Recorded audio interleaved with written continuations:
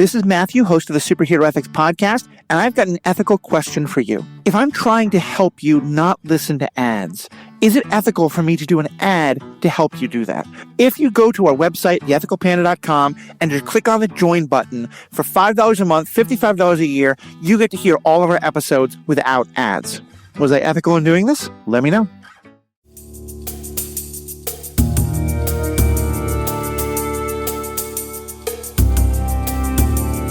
By the power of TruStory, I have the microphone! Yes, it is Matthew, and I am here to talk about Masters of the Universe, along with Pete Wright, a fellow of my generation. We grew up on He-Man. We all wanted to ride Cringer. We all wanted to befriend Tila. We, had all the feelings, all the thoughts, and now, like so much more of our childhood, it is being mined for money and nostalgia bait, and to be reinterpreted. And so me and Pete Wright are here to talk about this movie, to talk about the trend of nostalgia bait, to talk about what in the world was happening with this movie, should it have been happening with this movie, and what did we think overall. So, Mr. Pete, I'm just going to start by asking, what was your relationship to He-Man growing up? My relationship to He-Man was,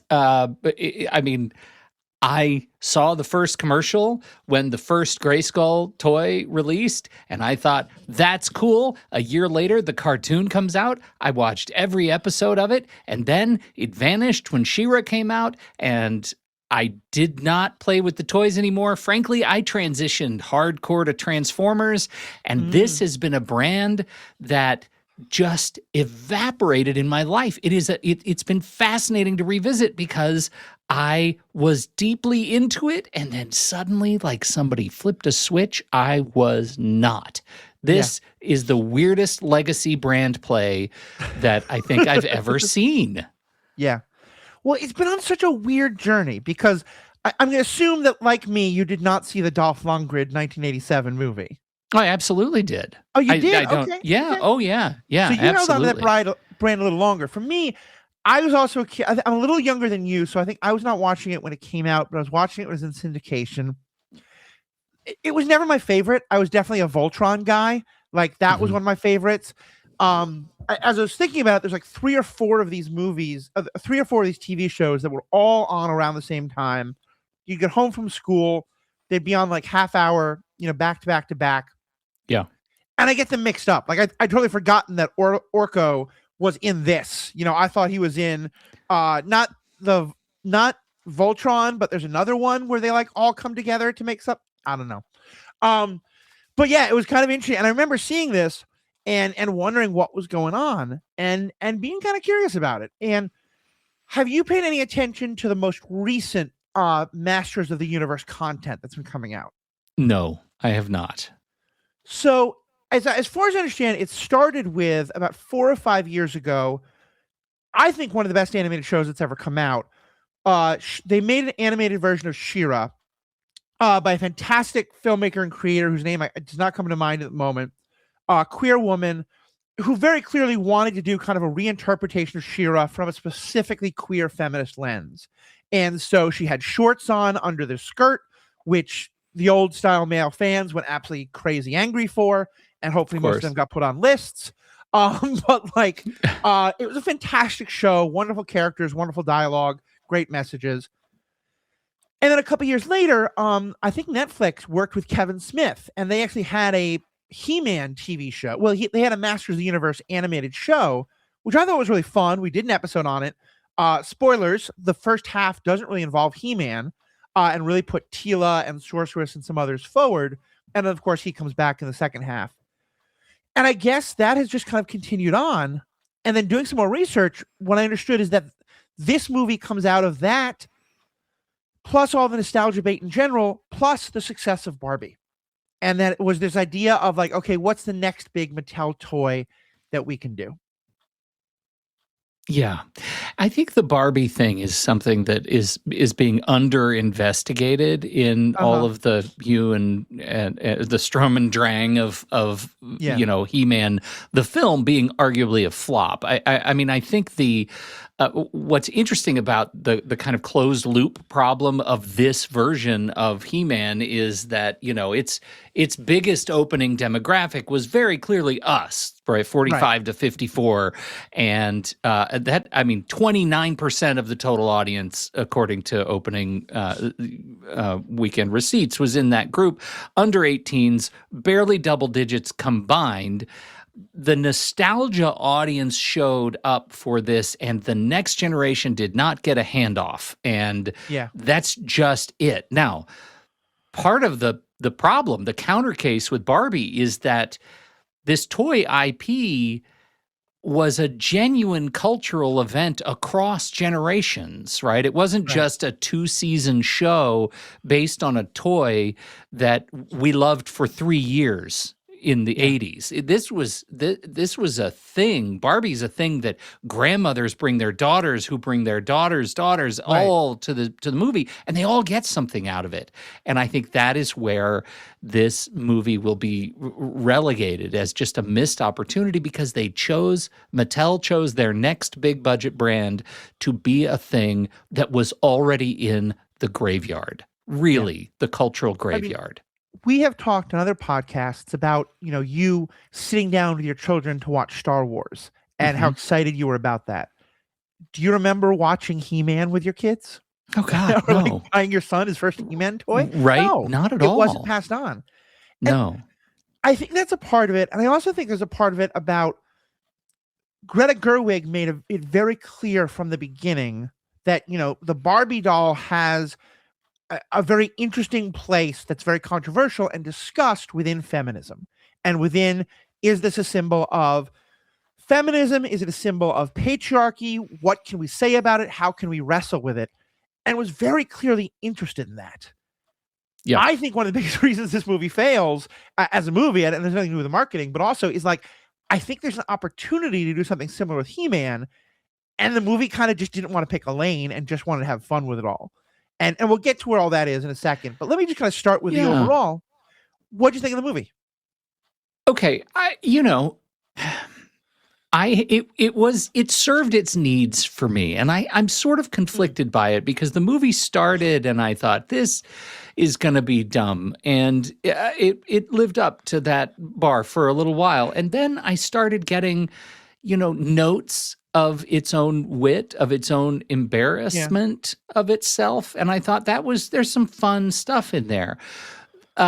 It's kind of big, dumb, and brilliant, but only in these weird bursts. For example, there's a bit at the end where all of the major characters are standing on the big bridge outside of Castle Grayskull, and somebody says a line that is irrelevant, and they all have their hands on their hips, and they arch their backs and laugh together. That ha ha ha ha ha. That is one of those iconic things from the cartoon that I did not expect. I didn't remember, but the moment I saw it, I was awash in exactly the nostalgia that I think they wanted me to have. I was laughing out loud, and frankly, the rest of the audience was absolutely into it. So those beats were successful. But, and again with the Barbie comparison, Barbie took its baggage, right? And it has generations of baggage, and absolutely weaponized it for satire. Yeah. Most of He-Man, I think, was largely embarrassed by its own baggage. And there are these whiffs of brilliant doses of wit. And otherwise, it's a movie that tries to address its baggage with the most obvious plays you could possibly imagine. Making Adam an HR representative struggling with, conflict resolution.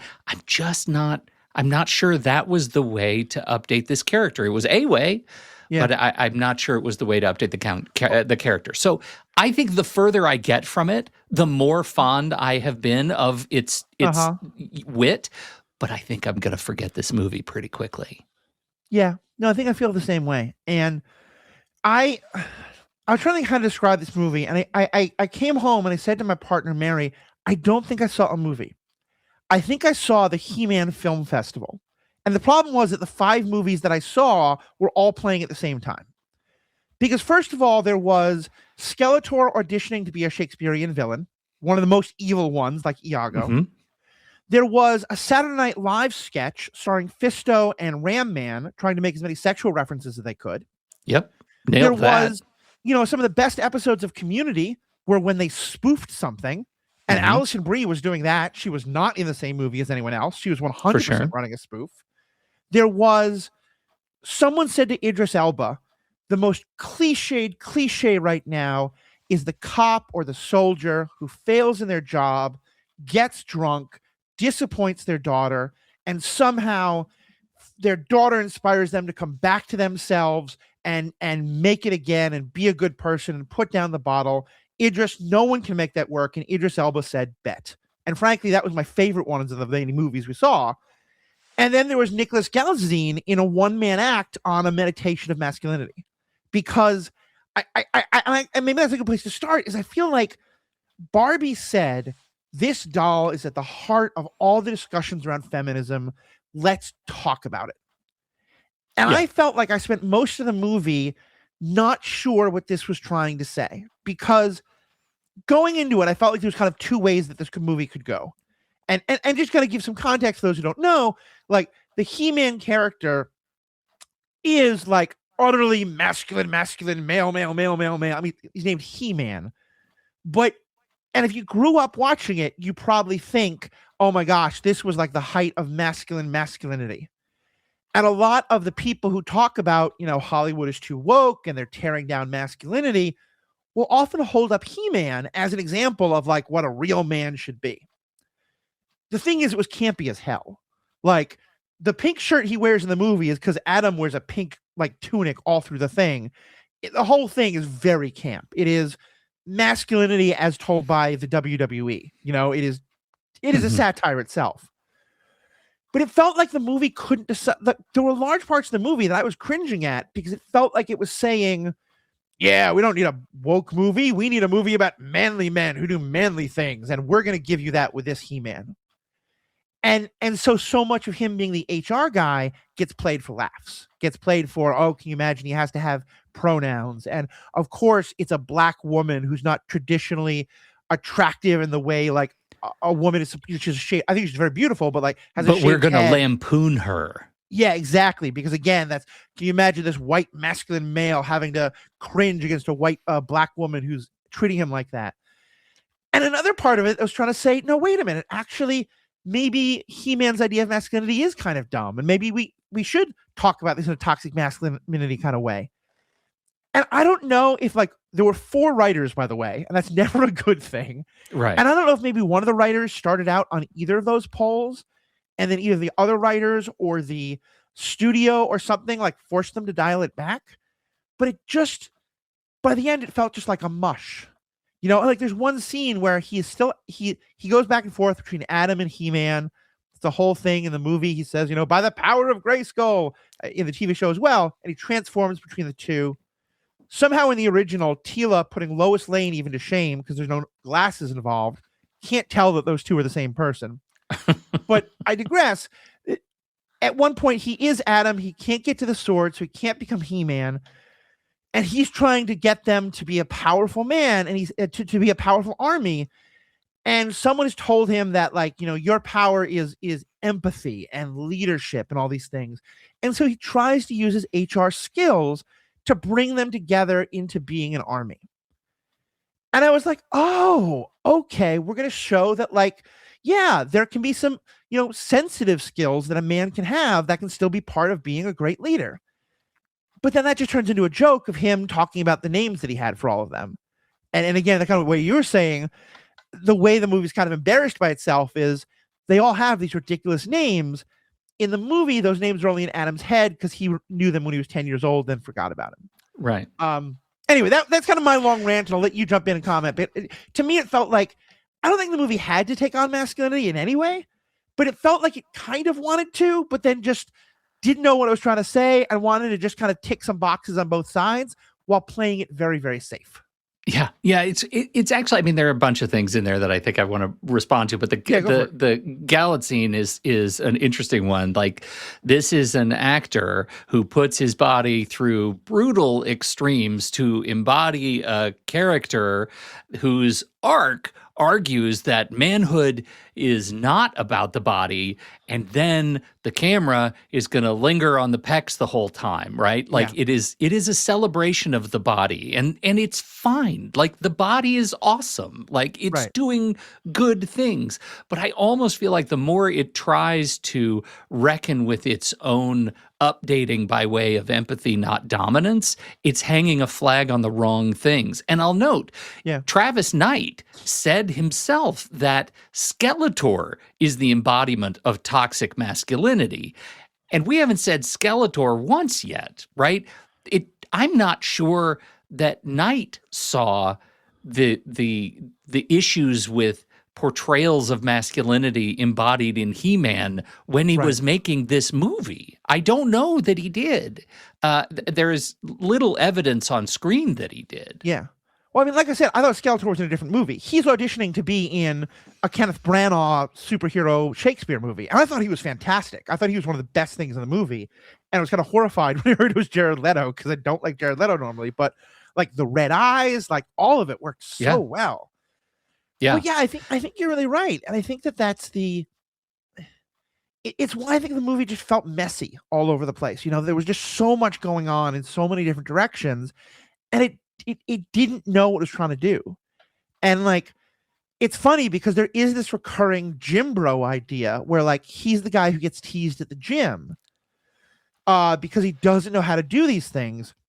But his like super muscled physique, it has nothing to do with the gym. He's a Nepo baby. Like he's the son of the king, is Prince Adam. And so he therefore gets, and also because the great eagle sorceress lady, named literally sorceress, declares that he should be it, but not because of his strength, because of his empathy and leadership, which we never see in the movie to begin with. So yeah, the whole thing, and she's what makes him turn big and muscly. Yeah, well, and let me just say practically, this was a thing that did take me out of the movie, that he's a big dude under his clothes. I don't care what pink shirt you put him in.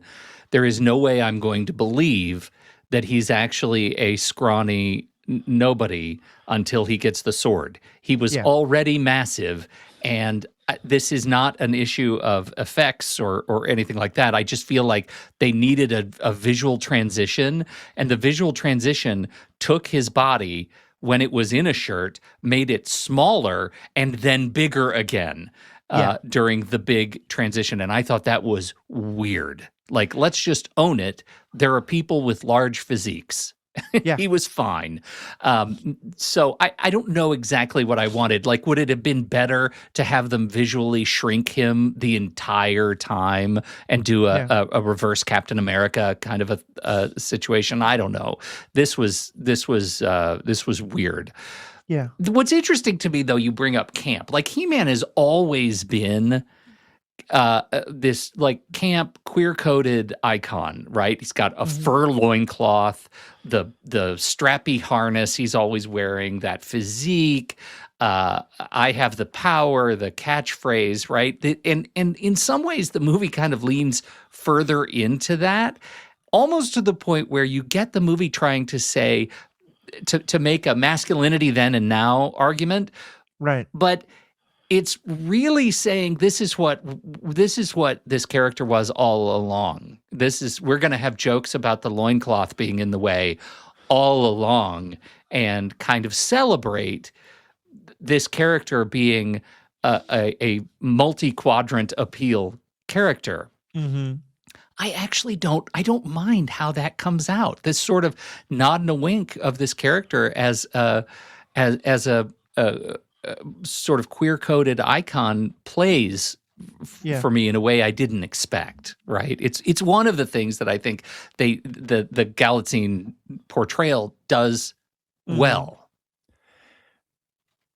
And that's interesting, because I think if I had seen that movie, I would probably have liked it a lot more. I don't think I saw it. To me, it didn't feel like an interesting commentary. It felt indecisive. It felt like one person was writing a scene to say, let's go this way, and someone else was writing a scene to say, let's go this way, and no one ever like reconciled them. Yeah. But And maybe and if other people see it the way you're talking about, that's fantastic, because I think that could be a fun thing. But like, Yeah. to me, his relationship with his father is one of the best examples here, because we get a scene early on where Idris Elba is man at arms, is Duncan, and his father is the king. And we get these scenes about a young Adam as a boy who really is kind of like, a boy who probably a lot of us identified with. He seems like he'd rather read books than go out and train. He doesn't want to play with swords. He's constantly getting beaten up, especially he's getting bullied by a girl, which I think, again, is like kind of supposed to be a specific thing. And that's kind of leans to which way it's saying. And there's a scene where Duncan is really trying to help him, and the king comes over to watch him be strong, and he gets his ass kicked.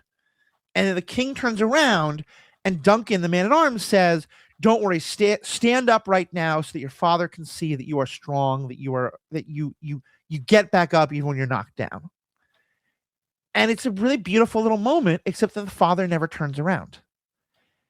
And that again felt, it's heartbreaking. Except then the movie forgot about that, because then there's a scene where the father dies, and there's sort of like a half-hearted moment from the father of like, "Oh, I'm sorry, I didn't, treat you better." And He-Man immediately just throws it off, like, no, don't worry.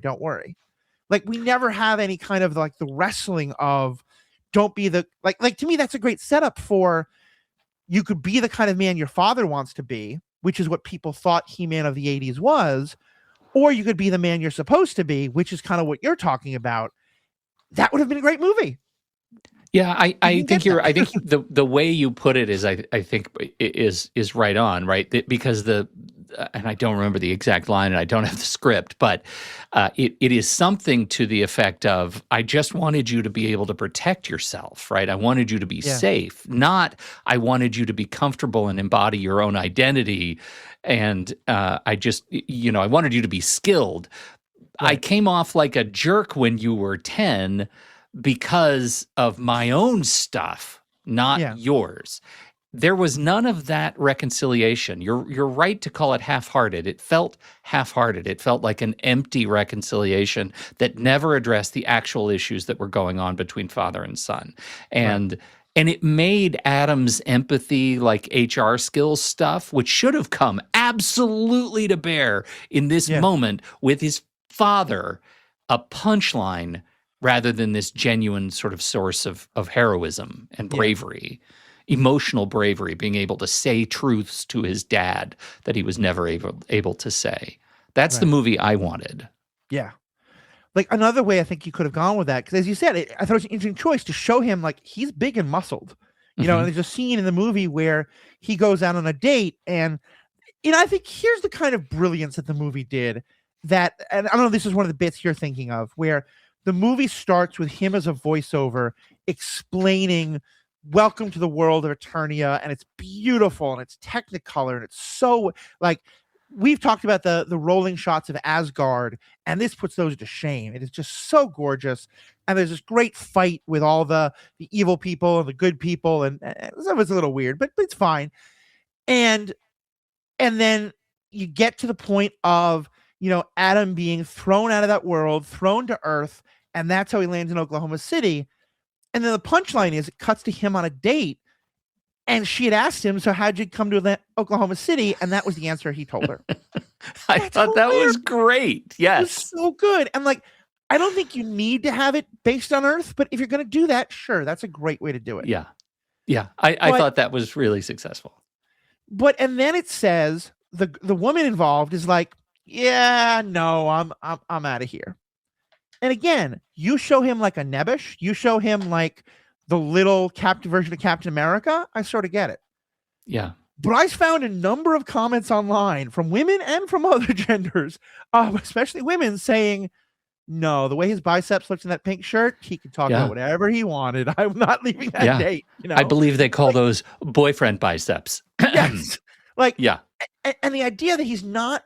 So again, what if the movie was, he's a gym bro, he pumps iron, but that's not where masculinity is. Yes. And that's the thing, is that like in this version, his muscles don't change, but he gets courage, he gets leadership, he gets aura. Like, that would. And even though he has all those things, he also has his humanity. And those are the tools that he gets to use to solve problems. I think, and you could still make it a big fighty fight thing. Like people want to see swords smashed. Great.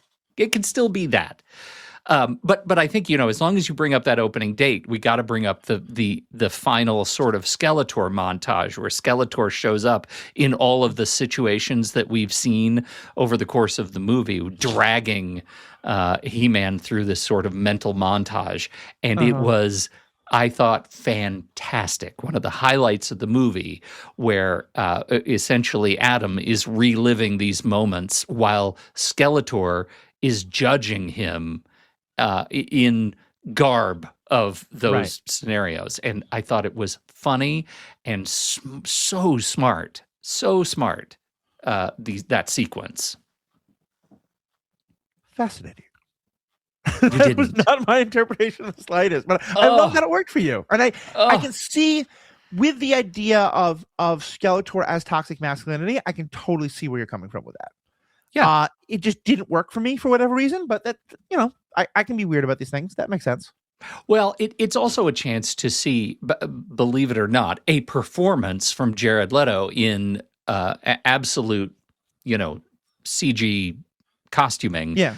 And still see some personality come through. And that's one of the real successes of Skeletor in this movie, is that in spite of all of the crazy things that they did to bring this character to life, you still see a performance underneath it. And I think that plays. That worked very well. Oh, absolutely. I think Jared Leto and Idris Elba were just in a class above everything else that was going on. And that, to me, that was part of why this felt like so many different movies.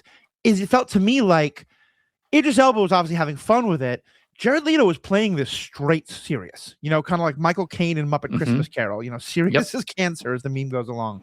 I loved him in that role. It just felt so weird compared to everything else. Yeah, it's interesting. What'd you think of Evelyn and Alison Brie?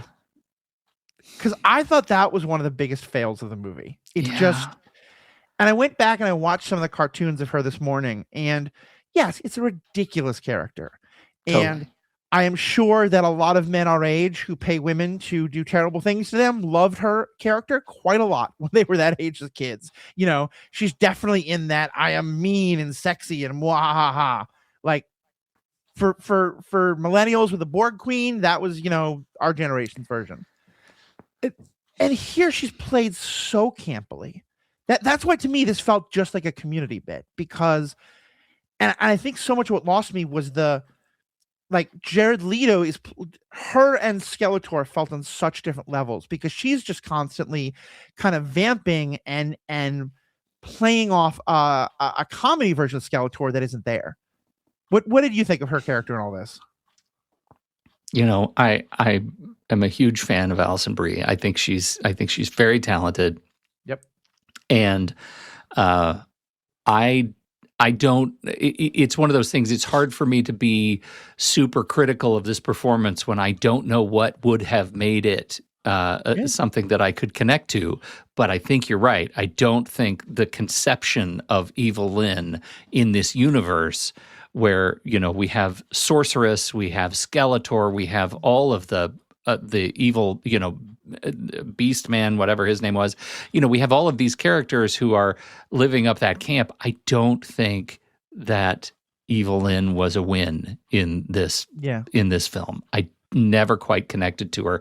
I certainly never got into the character design. I don't think I ever transcended seeing Alison Brie with the headgear on.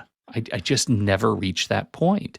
Yeah. And I think that's a disappointing thing, because I think Alison Brie brings a lot to these kinds of characters. I mean, let's go back to Community. She's been doing the obtuse sexy bit for decades at this point. Yeah. Like she can pull that train.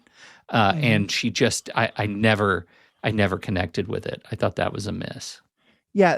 I don't think I'm ever going to blame her for this performance. To me, this is the writing and the direction, because you're right. She's very good at that, but then watch the character she plays in Glow, or the character she played in some other thing.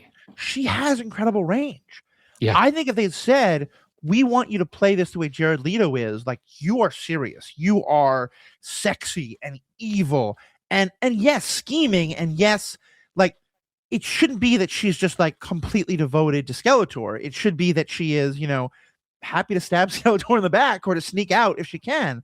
But like, yeah, it just felt like they told Alison Brie, just act like this is a Community spoof, and she did a very good job of that because she's very good at it. Yeah, but it didn't fit. Yeah, it was tonally separate from the rest of the movie in a way that the other characters like Tila and Man-at-Arms, they all felt like they were on Team He-Man. Like and I think even the rest of Team Skeletor, all of the beasts and the mechanics and the cyborg creatures, like they all felt like they were of a piece with Team Skeletor. I thought that was fine. It was all really fine. And then Evelyn, I never felt like we got anything of any interesting substance out of, and I'll agree with you, out of the script for that character. Character design was underperforming. Yeah, very much so. I want to talk a bit about the history of He-Man, and then we'll kind of talk about this whole idea of nostalgia and why these movies are getting made. And part of what got me thinking about this, and I don't go to the movies as often as you do, so maybe you've noticed this. I've seen a million I've seen a million MGM movies, Metro Goldwyn Mayer, and I've always seen the Latin phrase that they use, ars gratia artis. I never really thought about what it meant. This movie, for the first time, as part of the MGM logo, they actually translated it into English. And I have to imagine that maybe they started doing that this year or recently, but this was the first movie I saw that for, which I thought was really ironic, because what that phrase means is art for art's sake. And people have been very clear since the beginning. He-Man was made for one specific purpose: to get you and I to bug our mothers to buy us the toy. 100%. Like, literally, they had all these toys. My understanding is that an order went wrong somehow, and they got far more of these He-Man toys than they planned on. They wanted a way to sell them. They started by writing a little comic book that went with it, and that wasn't doing well enough, and so they created a show. And originally it was just going to be a 30-minute show, but the FCC prohibited that because apparently children's programming couldn't just be a 30-minute infomercial. So they had to have a story. And then also, Filmation, the company, they were legally required by broadcasting standards to include a life lesson as the moral of each episode because it was so linked to toy companies. And so I didn't know this, but apparently, at the end of every episode, I knew this, I just didn't know this was the why. He-Man and one of the other characters would say, and today's lesson is friendship. We have to always be willing to be friends with people. And there was one of the first episodes, literally, it's him saying, in this episode, I won because I befriended this person who was different. Remember, friends, whether people are different in race or religion or anything else, literally, that's what he says, they can be your friend. And if anyone ever remembers the ending of every G.I. Joe episode of, got to remember blah, blah, blah, blah, blah, because, now and knowing is half the battle, that was all broadcast requirements.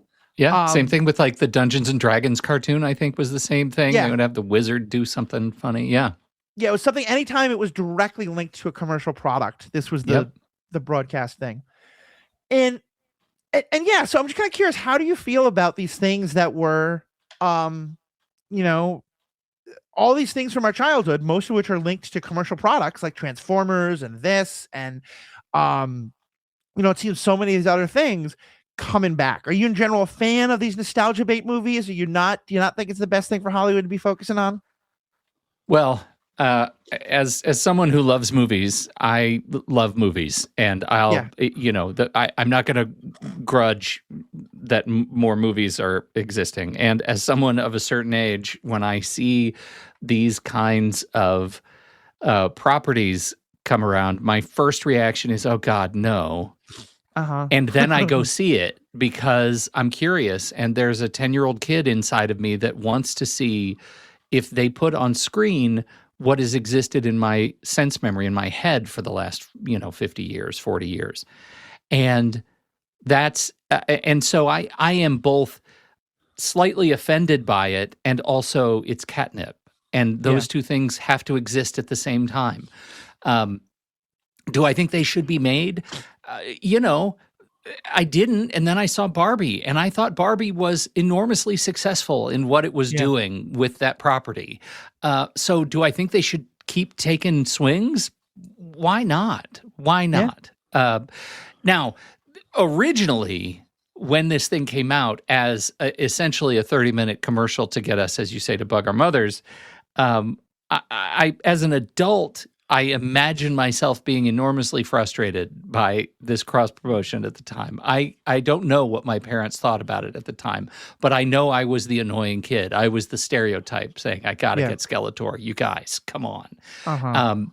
And I think I would have been frustrated. But that's a decades old frustration. Yeah.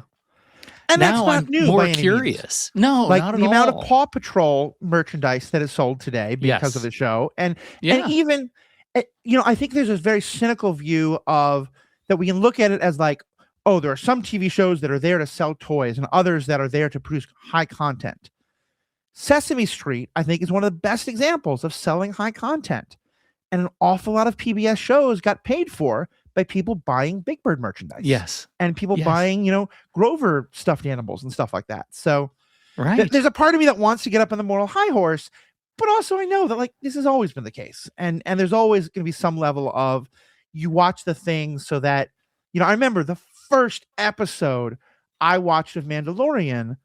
I remember one of the things people were saying on Twitter that night was, what the hell is Disney doing? Why is there not a stuffed Grogu already in the online Disney store? Yeah. And it has turned into a huge marketing thing. Interesting. Also, one other this is not connected to anything. It's just I thought a fun bit. Part of why Mattel decided to push He-Man and then push Barbie and all these things, Barbie the TV show and stuff like that, but especially He-Man, was in the early '80s. It needed an entertainment toy bonanza because they'd had a chance in the late '70s to produce toys for this little-known sci-fi thing that was going to come out called Star Wars. And apparently Mattel turned down the Star Wars contract. And so 6 years later, everyone was like, oh my God, we have to find the next thing. And so that's what He-Man was supposed to be. And, and other companies did Transformers and all these things. Where did Star Wars go? Hasbro? Yeah. Okay. Yeah. So this was Mattel. Yeah. Fascinating. Yeah. Well, I mean, you asked this question of should this one have been made? Should we keep making it? And thinking about this one is interesting to me. I mean, this is another one of those movies where critics response is generally lower than the audience response. Obviously, not enough people are seeing it. It's a $200 million movie that is not performing to its scale. I think that Travis Knight. And I'm from a part of the country where the Knight family has a bit of a reputation, especially in the arts. And Studio Leica is about 10 minutes from my house. And that was Travis Knight was at the head of that for a long time. I don't know if he's still there. But I find it really interesting, the strategy behind this movie. They could have done, the way I was thinking about it, one of three things, right? You could do faithful reverence to the property, play it completely straight, treat the sacred as completely sacred.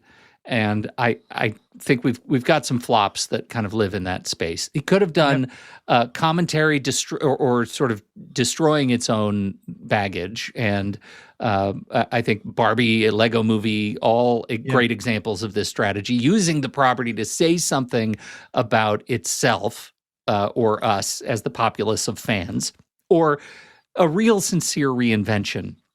Keep the soul, completely change the story. Dungeons & Dragons is one of them. Bumblebee, I think arguably something that Knight was really reaching for with this movie. I think he probably tried to do 2 and 3 at once here and try to lovingly mock the toys while trying to be at least sincere in a reinvention. And I don't think ultimately the result that we got reconciles those two things. I don't think you've said it a number of times. What we're talking about is not the movie you saw, and you would have loved to see that movie. Yeah. I think that's the way to put it, right? That's it. So does a nostalgia property owe anything to the kid who loved it, right? Is there an ethical obligation to honor the source material in a way that a purist would not judge it poorly?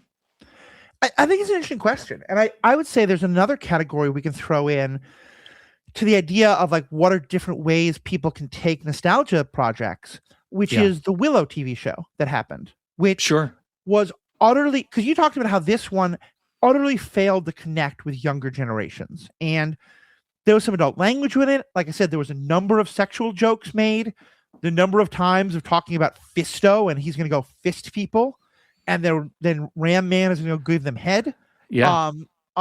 Into a way that I don't care about this kind of stuff, but I can imagine a lot of guys of our generation who might have thought they were going to take their 8-year-old son to it might go, no, it's a little too weirdly adult that I don't want to do that.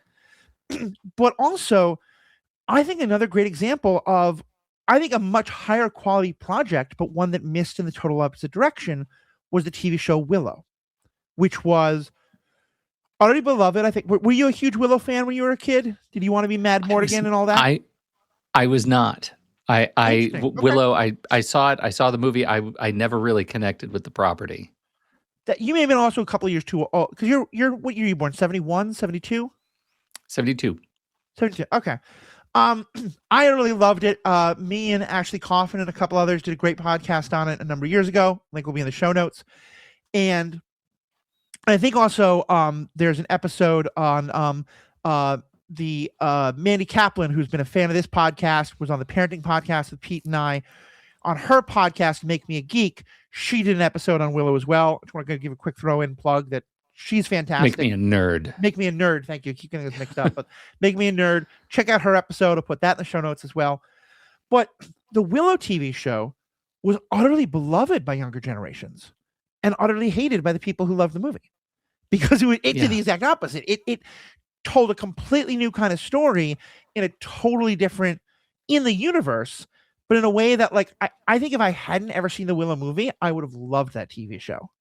But because I was promised Willow nostalgia and I got none of it, I was really annoyed. So I don't think there's any kind of ethical obligation to that. I think, though, that there is, I think with all art, there's some ethical obligation to say, if there's hard questions here, I'm going to wrestle with them instead of just trying to kick the can and hit it down the road. And to me, I think, and I don't want to get too into the politics of it all, but like, I do wonder if this movie would have been a lot different if it was made 5 years ago, because in the last year or so, we've all of a sudden had, let's pay more attention to the manosphere and a real pushback against the way men are often treated in movies and stuff like that. And a number of studio heads saying like they're going to try not to be as woke and stuff like that. And I wonder if there actually maybe have been an original script that was much more like the Barbie movie and being critical of it and trying to be a reinvention, or just, they might have been 5 years ago, but they wrote this today and didn't want to go there. But I feel like that's, the changing political landscape of the country, the changing attitudes towards these things. I think it all plays a role. To me, that's just, I think if you're going to do a remake, at least pick a lane more than anything else. Like, it doesn't have to be political commentary. You can just be camp. You can just be nostalgia. You can just be commentary on nostalgia. I don't care. Just pick something.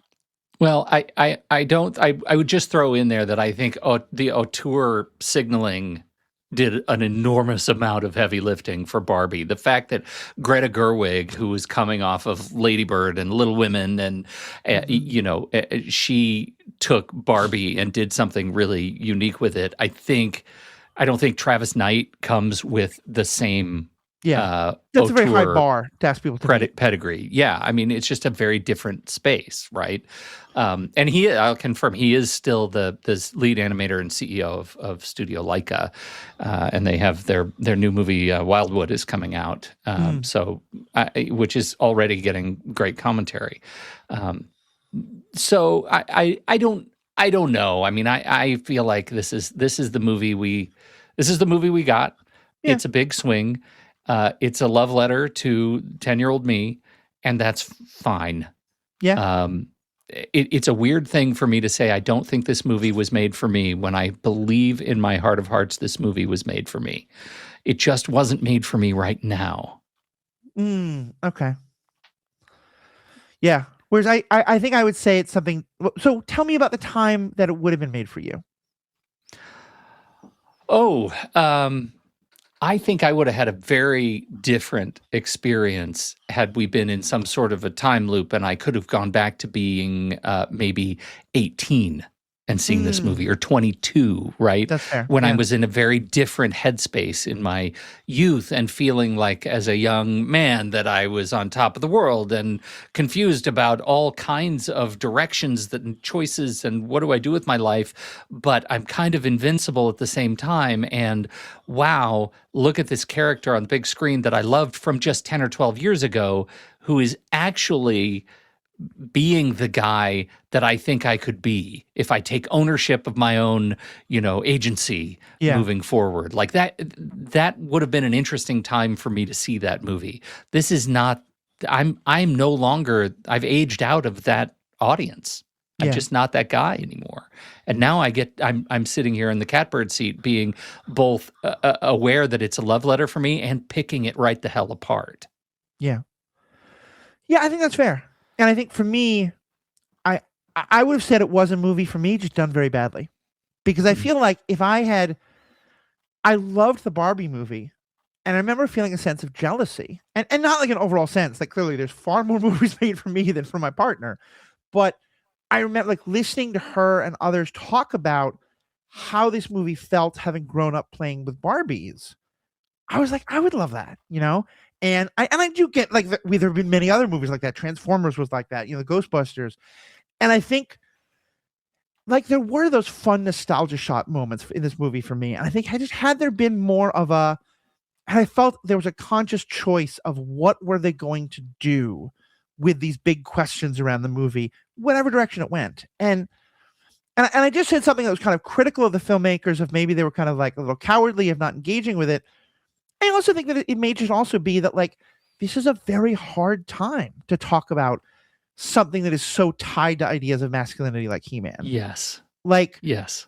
I just having him have those He-Man pronouns, but having him, Adam Connor, whatever his last name is, in the human world, and it has he him on the nameplate. That's an incredible. There's no way you can do that without me then wondering what are you trying to say about that, because Yeah. everyone else I looked it up. Apparently, when the first preview for this movie in January did it, there was a huge storm of protest of people going, "Oh, it's woke garbage," blah blah blah blah blah. Whereas I think it was kind of making fun of it, but like, I think so too. in either way, I think it's but like, satire. that's the thing. You can't Yeah. just have that in a movie without someone like you're saying one thing or the other. And I think that this particular moment where every aspect of masculinity is so debated, I think on the one hand makes it a great time for a He-Man movie, and also an incredibly difficult time to make a low key, we're not going to make a big commentary movie. Yeah. Yeah. And, you look at one of the reasons that Barbie worked so well across generations is that there was something of substance in it for everyone. There were the jokes for kids, there were the gags for adults, there was there are big monologues and speeches about what it means to be a woman, to be an adult, to, all of those things were of substance. And what we got in He-Man was jokes about oral sex. Yeah.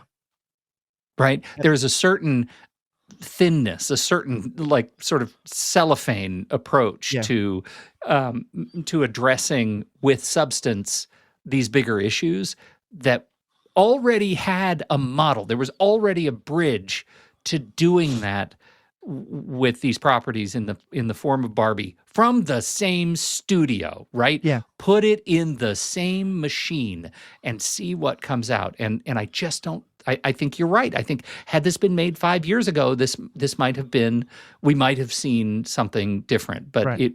it ends up being, popcorn fun, I guess, parade of pixels that is ultimately empty. And I do want to be clear. Yes, I always want to talk about gender and politics and stuff like that.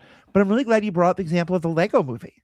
Because I think the Lego movie there's definitely a lot of commentary in there, but it's not poking at like the issue. It's much more commentary about like, how do we, over positive things and like look at everything through positive lights and how does like, freedom and choice and the importance, but it's on a much more like Lego movie had a lot of commentary, but it wasn't very controversial.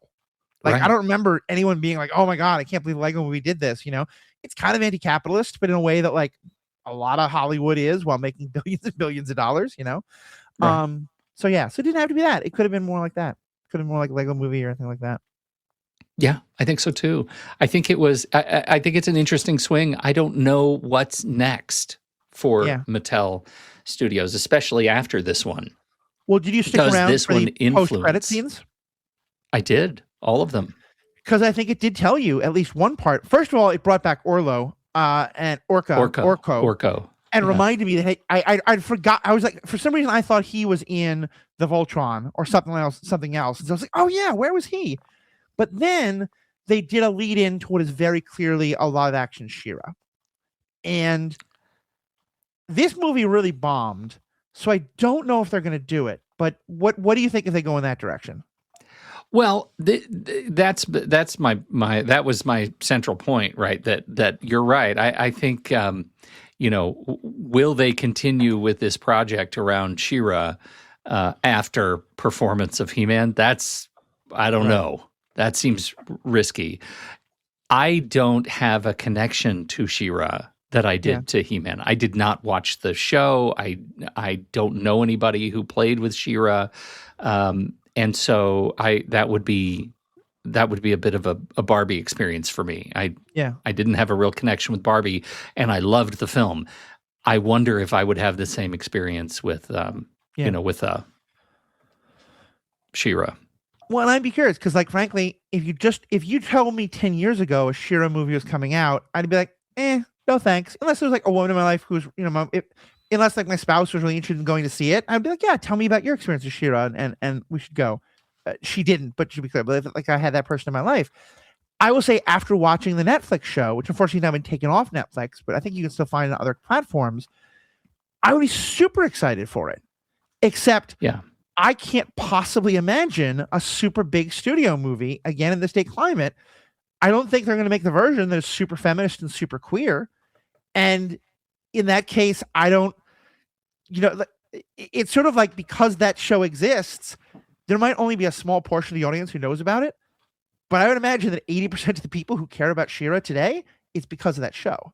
Yeah. Because that's the only thing that's kept it alive. Or it's because they're the people who said, I don't want to watch that show because you're wearing shorts under the skirt. And I don't want a movie made for if that's your main reason to watch She-Ra. So, yeah, I would love to see a She-Ra movie from one perspective. I don't think this is it. And frankly, given the success of this movie, and like I came out of it, one of my first thoughts was, if this movie is beating Mando and Grogu, which you can hear me and Pete talk about on the film board, is not our favorite movie by any means. But if this was beating that, I'd have real fears about America. This is doing 1/3 as well in terms of the opening weekend as Mando and Grogu did. So, Mando and Grogu is still being considered a failure at the box office, right? And it's the lowest performing Star Wars movie, I think. And granted, it's the first post-pandemic one, which is a big deal. But I don't think this is going to be a launch a franchise. I don't think so.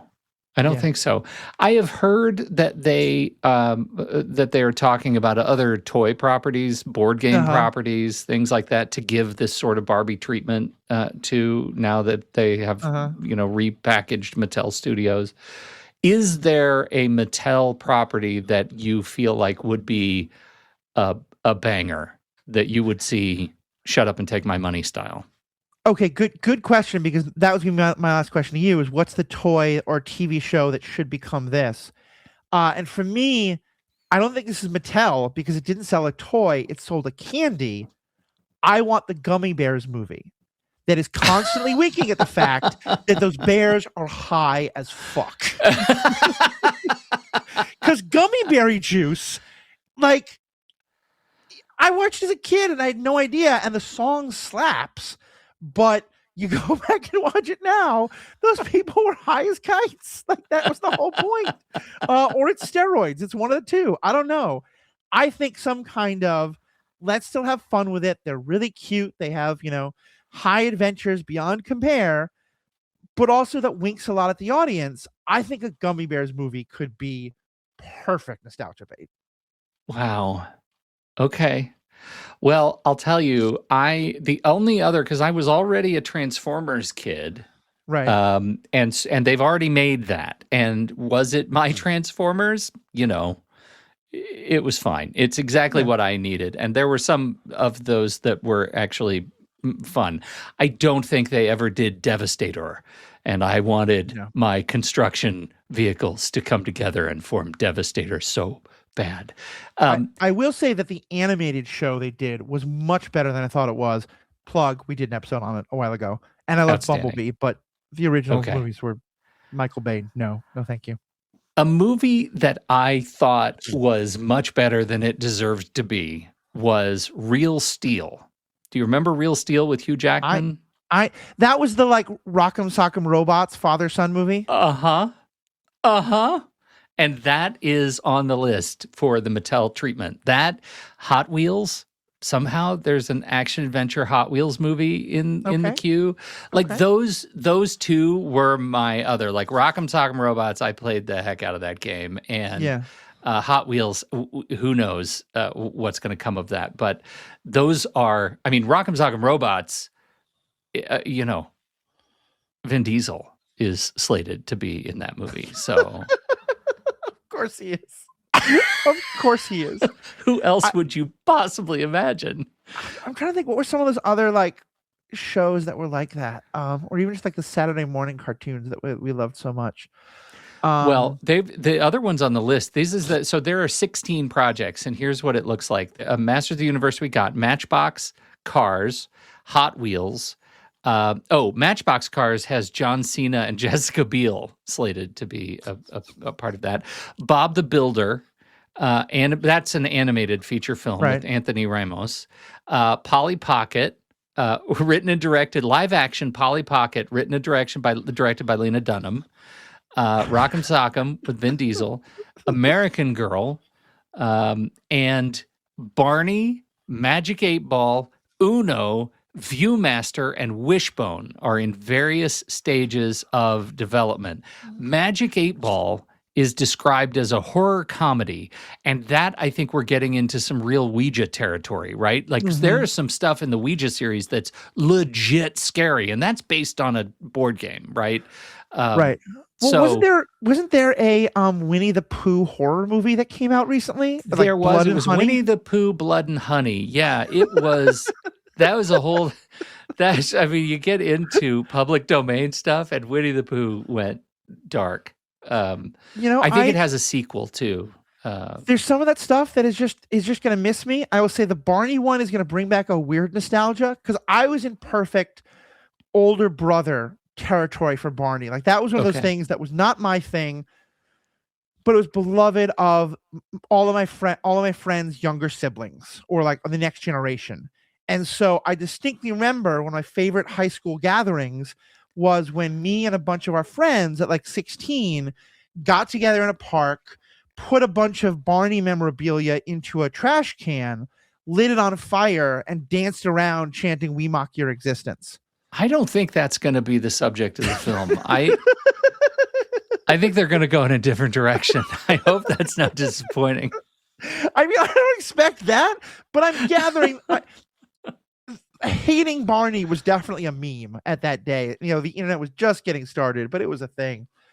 So I think a photorealistic purple dinosaur, like, it would be the way to do it. Like, just trying to make his way in the world. Well, there is that movie that's coming out now, The End of Oak Street, I think, which is like, I remember watching it. It was like, it's a dinosaur scary movie, and it's not Jurassic Park, and I didn't know that was legal. But I guess Jurassic Park no longer has the claim on dinosaur movies. Okay. I'm needing to do some Googling. Oh, is that not a preview in your version of it? I've never heard of this. So the last property I will throw out, and then apparently there was a new version of the animated show, but I would love to see live action, because it is, in my mind, one of the best combinations of just Disney World stuff, but also an incredible spoof of my favorite comic book character, Darkwing Duck. Okay. Darkwing Duck is Batman as a duck. Yeah. And it is, I don't know if you were too old for it. It was just perfect when I was a kid. That's one I want to see live action. Yeah. Yeah. I think that would be a good one, but I think there is a lot of Disney in that era of Disney TV that hasn't been taken to, their new live action angle. Yeah. Like the Scrooge McDuck, DuckTales, like all of ththose properties. I'm down for all of those. Yeah. I would find a also, youth to drag to those movies. The one I will close by saying the last, I remember there's one other, I think that's been a very successful version of nostalgia baiting, but updating a TV show that I think was very much in the same universe as He-Man, Scooby-Doo. The Scooby-Doo movies have made such a good version of, first of all, acknowledging the pothead aspect, acknowledging all the queer and campy dynamics. And those, I haven't seen them, but I know they've just been wildly successful and everyone loves them. They're legit funny. Like, they are legitimately funny movies. A lot of them are. And I think you're right. I think that I can always have fun going back to a Scooby-Doo movie. They get it. Yeah. All right. Well, Pete, thank you so much as always. I love that I just come up with these crazy ideas and you will decide to hop on with me. As I mentioned, you should check out the TruStory .fm. As I mentioned, another podcast you should check out is The Next Reel, where Pete and myself and a couple of others just did an episode about Mandalorian and Grogu. But Pete, that's by no means the only podcast you're on. Give us a little sprinkling of where else we can find you. Well, you can every place at TruStory.fm. I'm on a number of shows there across the Next Reel family of film podcasts. I host the Headstone podcast about, looking at your life and delivering a great last line. It's on death and mortality. It's a real charmer. And I also I write books, and you can find out more about my books at itsmepete.com. My first work of fiction, Lattice, came out in April. The second version, the second book in that series is coming out in about 2 months, and I even have another book coming out before that is not in that same universe. So I'm very excited to do that. Nice. Maybe I'll have some sort of a mailing list on there that you can look at. But I think people in your audience might actually like some of the fun stuff I'm writing. At itsmepete.com. Yeah, definitely check out all of that. All those notes will be in the show notes. Of course, all those links will be in the show notes. Of course, you can find all of my podcasts at theethicalpanda.com. You'll also find my Star Wars podcast, where we've been doing a lot of stuff on Maul. We're doing a lot of stuff on Mando and Grogu. We very soon have an episode coming out, probably in about 2 weeks, for Pride Month, where we're going to be talking about some of the queer characters in Star Wars. And no, we don't just mean the two women who kiss at the end of Rise of Skywalker. We're going to talk about Sister, the transgender clone. We're going to talk about a number of awesome characters in that. So on behalf of myself and Pete, thank you all so much for tuning in. We have spoken.